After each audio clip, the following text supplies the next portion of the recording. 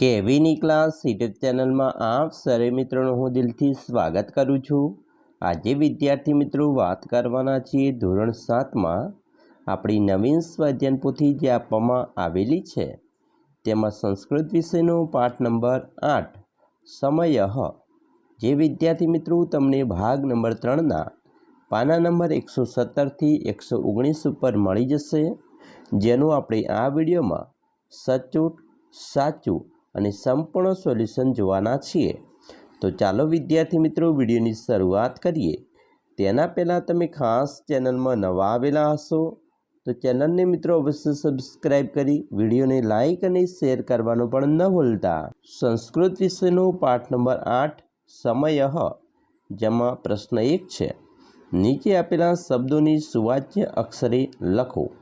વિદ્યાર્થી મિત્રો, અહીંયા તમને 1 થી 16 સુધીના જે અંકો શબ્દમાં આપેલા છે એ તમારે બેઠે બેઠા લખવાના છે।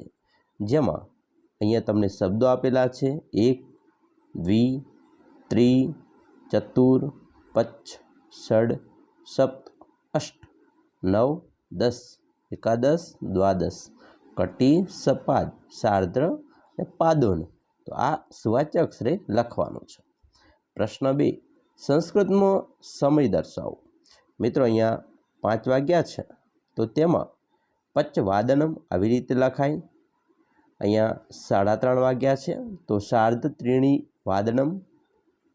અહીંયા 5 અને 45 મિનિટ થઈ છે તો પાદોન સટ્ટ વાદનમ, એટલે કે 5:45 વાગ્યા છે। અહીંયા 8:30 વાગ્યા છે તો સાર્ધ અષ્ટવાદનમ। અહીંયા વિદ્યાર્થી મિત્રો 1 વાગીને 45 મિનિટ થઈ છે એટલે કે 1:45 થયા છે તો એને પાદોન દ્વિવાદનમ કહેવાય।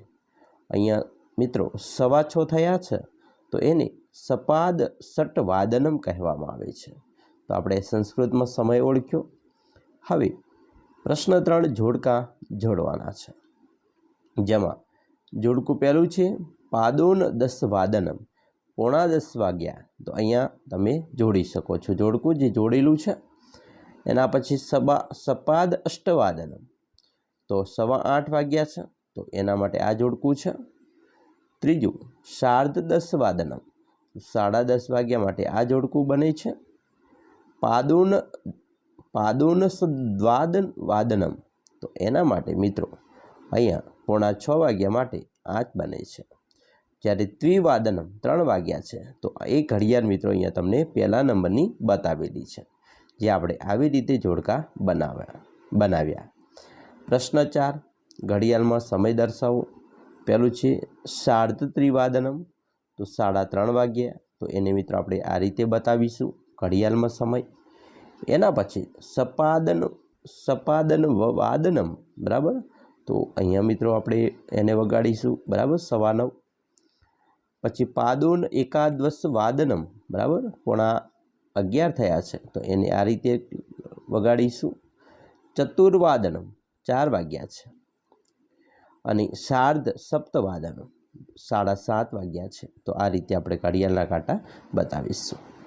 પ્રશ્ન 5, નીચેના પ્રશ્નોને ધ્યાનપૂર્વક વાંચી સંસ્કૃતમાં ઉત્તર લખો।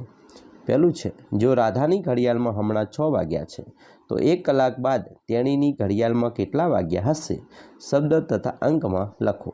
તો 6 વાગ્યા હોય તો 1 કલાક બાદ 7 વાગશે, જેને આપણે સપ્તવાદનમ કહેવાય। બીજું, જો તમારે આજે સવારે 8 વાગ્યે શાળાએ જવાનું હોય તો તમે કેટલા વાગ્યાનું અલાર્મ મોબાઈલમાં લગાવશો તે સમયને નીચે આપેલા ઘડિયાળમાં દર્શાવો।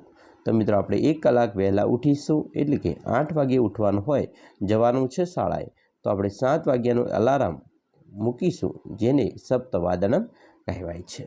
તો આવી રીતે વિદ્યાર્થી મિત્રો તમારું સ્વાધ્યાયન પોથીનો પાઠ નંબર 8નું સંપૂર્ણ સોલ્યુશન જોયું।